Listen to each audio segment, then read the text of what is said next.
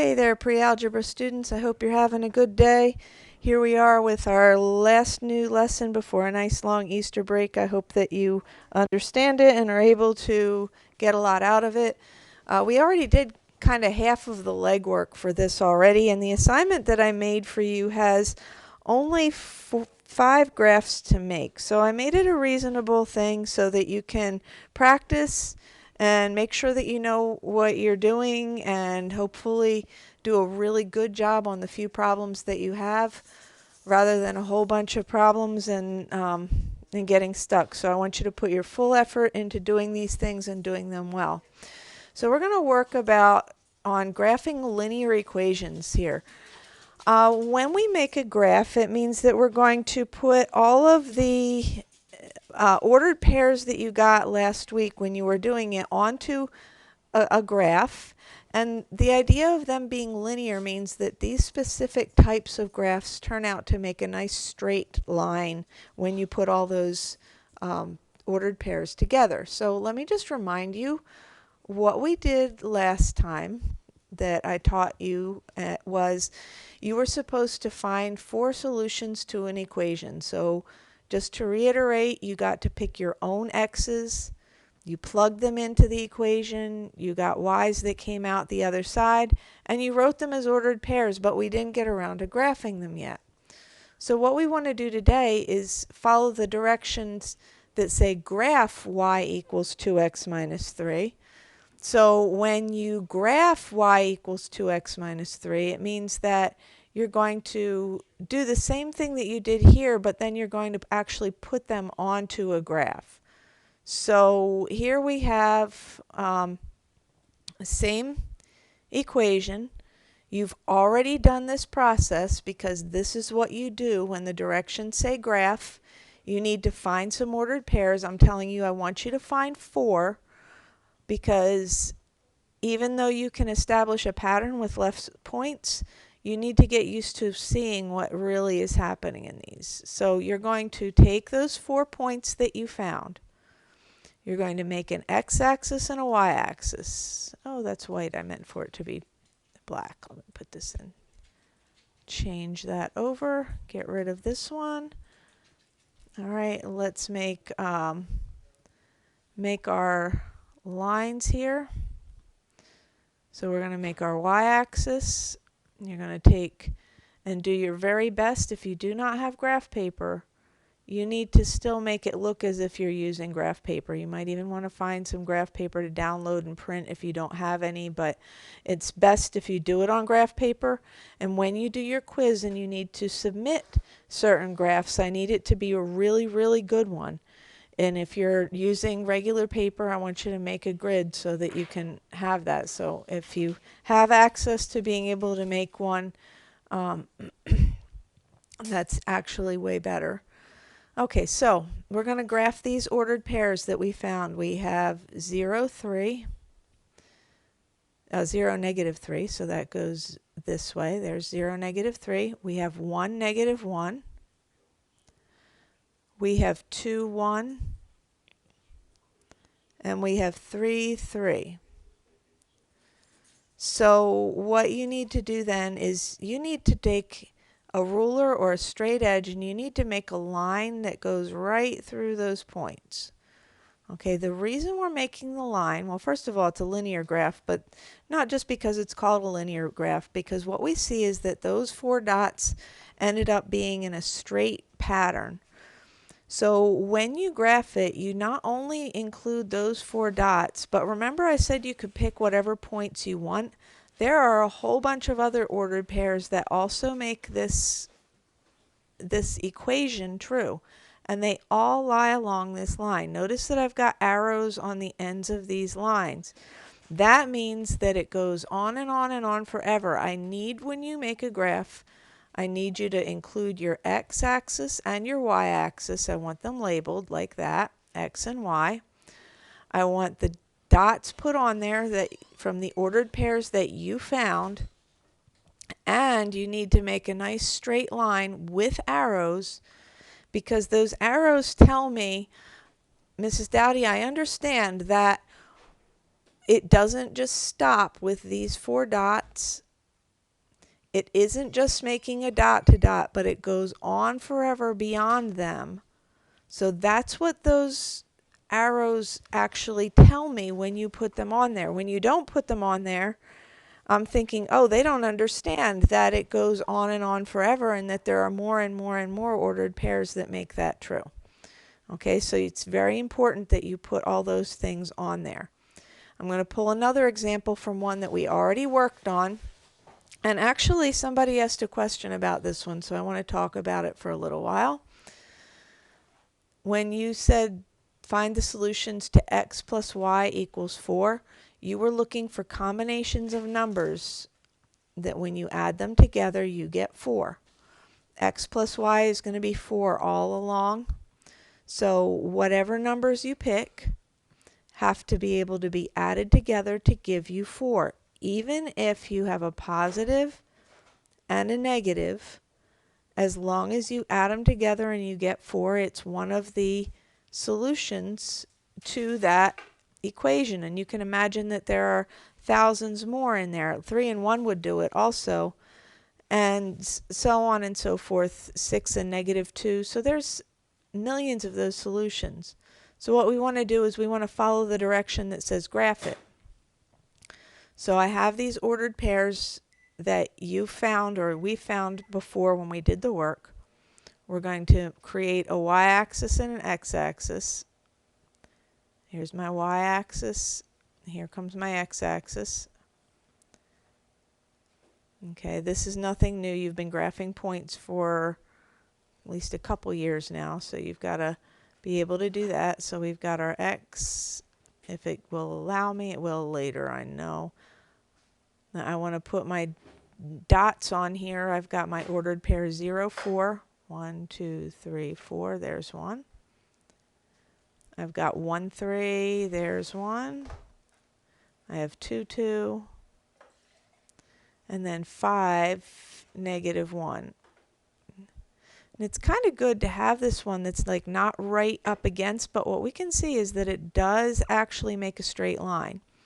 So you will take your ruler and you will make your line go through all of these points in a nice straight way. You've got the arrowheads to show that it goes on and on forever, and what you can see is that these 3 were in a straight line. Even though we didn't have them, the next one and the next one, down here that is another one. Down here would be another one. Down here would be another one. All of those would make this equation true. So that's what a graph is showing you, is it's showing you in a very real way all of the numbers that make it true.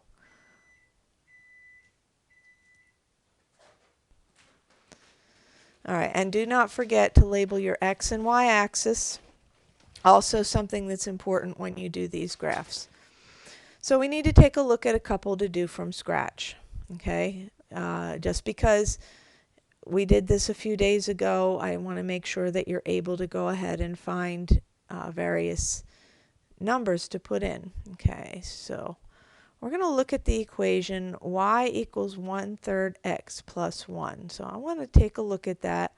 Our first step when it says graph the equation is going to be to choose some x values and figure out what y values go with them. 1/3 x plus 1. Okay, so you are at liberty to choose whatever x values you want, but I'll tell you right now that 0 is always a good choice. And you know that the reason why 0 is a good choice is because when I try to evaluate 1/3 times 0, that gives you a 0, which is really great because the work is really super easy. Okay, now an interesting thing when you have fractions, okay, you can go right to 1 if you want to. Okay, I can take y equals, and I'm on purpose going ahead and pick this one because you should see what to do with a fraction. Remember, you're leaving this the same, you're just replacing the x, so I'm evaluating 1/3 times 1 plus 1. So for this, I'm getting 1 1/3. I am going to leave it a mixed number. It makes it a little bit easier for graphing, but it's also kind of annoying to have to graph fractions. But here's a little hint, okay? Whenever you have a fraction times a variable, if you pick multiples of the denominator, it's going to make your graphing way easier. I'll say that again. If you pick multiples of the denominator, it's going to make your graphing way easier.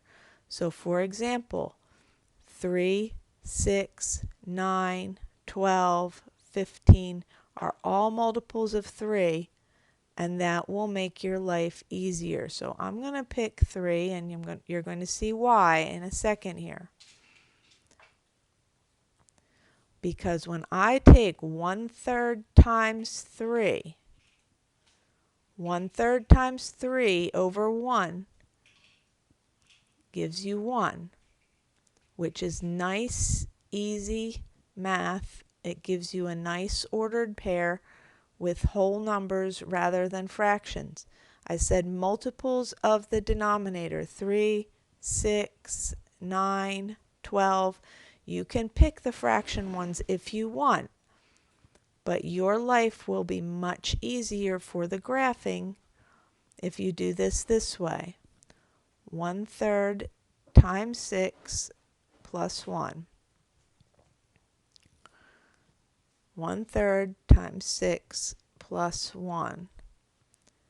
And this will give you 2. 2 plus 1, you get 3. So the ordered pairs that you're going to find from this are going to be 0, 1, 1, 1 1/3, 3, 2, and 6, 3. If you want, you can pick whatever values you want to be in the X. Remember, we're just getting 4 of them, so you have something to work with. I'm going to copy this. I'm going to put it over here so we can take a look at it. All right, here it comes. There we go. So we have this to take a look at. I have a set of ordered pairs, so I want to go ahead and I want to graph those ordered pairs. Okay, so I'm going to make my X and Y axis. Here's my Y axis, and here's my X axis. I've noticed that I have positive numbers here, so I've chosen to make the positive axes a little bit longer. Sometimes people think that you have to make them even on both sides. You really don't. You're going to just put the part of the graph you're going to actually use. That's helpful too. All right, so 0, 1 goes here, as you know. 1, 1 1/3. Now here's where you have to estimate a little bit for the graph, for the fractions. Over 1, up 1 1/3. So that's what makes it not really so great for graphing, because it's harder to get the exact points. 3, 2 goes here. Not quite got it centered. There we go. And then 6, 3 goes right here. So that now when you look at them, the ones that you're most sure of are this one right here, this one right here, and this one right here. So when you're making your graph, you've got a nice straight line that's going through those points. Okay, we've got arrows on both ends to show that we know that it goes on forever. This one was at 1 1/3. It's hard to estimate the 1 1/3. That's why it almost looked like it wasn't quite on there. I was kind of closer to 1 1/2. So once again, a good reason why you want to have as many that deal with just whole numbers as possible. Whole numbers or integers, negatives are fine. So you can choose what numbers you want to deal with. Just be careful, and then when you finally end up doing your graph, you're going to be careful to do the points, make your line, label your X and Y axes, and include the arrowheads that show that you know that it goes on forever. All right, I want to show you one that is so easy it's hard. Not really hard. It just says Y equals X. And a lot of times people want to do an awful lot of work with Y equals X. But let's think about what the ordered pair looks like here. Okay, so if X equals 0, Y equals X, so Y equals 0. When X equals 1, Y equals X, so Y equals 1. And so on and so forth down the line. You could do that very easily all day. Whatever Y equals X equals that too. So we have ordered pairs. We have 0, 0. We have 1, 1. We have 2, 2. You have 3, 3. And you could do many, many, many, many, many more without really having to think too hard about it. But this is one of those that if you don't see it done, sometimes people will get confused. So you're not going to be confused. There we go. So we have this. So we're going to graph that equation. Once again, you need to make your y-axis and your x-axis. Here I go. Right down here. We have x. We have y. We're going to put our dots on here. We've got 0, 0. We have 1, 1. We have 2, 2. We have 3, 3. Okay, notice I'm making tinier dots this time. Actually, you're more accurate the smaller you make your dots. I just made them big in the beginning so you could see them well. But here I am. I'm going to make my line that goes up through all of these ordered pairs. Nice, straight arrows on both sides showing that there are many, many more solutions. Because look, here's 5, 5, and here's 6, 6. Here's negative 2, negative 2.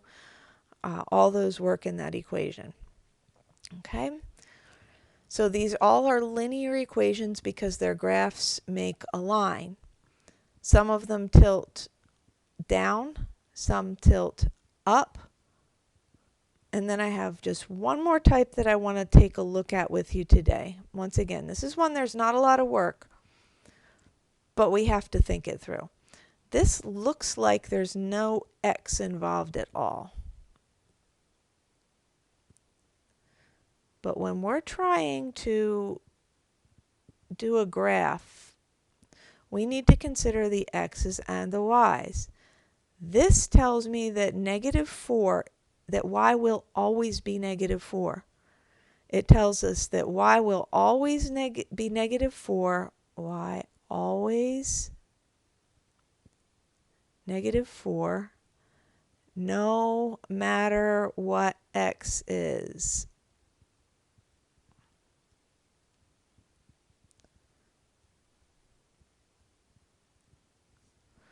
Okay, so in other words, I can pick whatever x I want. I can pick 0, y has to be negative 4 no matter what x is. I can pick 1, y has to be negative 4 no matter what x is. I can pick 2, y has to be negative 4. I could pick 5, y has to be negative 4. No matter what x you pick, y has to be negative 4. And what that gives you is a set of ordered pairs. 0, negative 4, 1, negative 4, 2, negative 4. If you wanted to do 3 next, that would be fine. I chose 5. It doesn't matter. No matter what x you pick, y is negative 4. So we want to take a look at the graph of that. These are special ones that look like the other variable isn't represented, but it does still fall under that linear category. I want to take a look at this. Oops, wow, I'm getting lines all over the place here. There we go. Move this over because we're going to graph it now. Here we have this. X and Y axis. I'm going to neaten up my x-axis a little bit, move it where it needs to be. You, of course, would just take your ruler and do this a lot more easily than this. All right, so we're going to take X.